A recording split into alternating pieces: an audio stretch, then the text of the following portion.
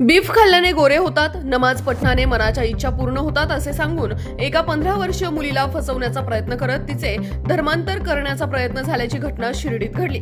मिळालेल्या माहितीनुसार शेजारी असलेल्या इरफान शेख याने या मुलीचा सतत पाठलाग करत तिला मानसिक त्रास दिल्याचा आरोप आहे।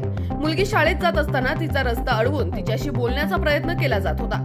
याचबरोबर सोशल मीडियावरूनही त्रास दिला जात होता। इंस्टाग्रामच्या माध्यमातून संपर्क साधत लग्नासाठी दबाव टाकणे आणि धमकावणे असे प्रकार सुरू होते, अशी तक्रार पीडितेकडून करण्यात आली आहे। या सततच्या त्रासामुळे अल्पवयीन मुलगी मानसिक तणावाखाली वावरत असल्याचे सांगितले जाते।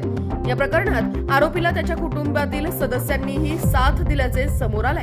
आरोपीचा भाऊ आणि भाऊजाई यांनीही मदत केल्याचे तक्रारीत नमूद आहे। पीडितेच्या म्हणण्यानुसार धर्मांतरासाठी दबाव टाकण्यात आल्याचा आरोप आहे।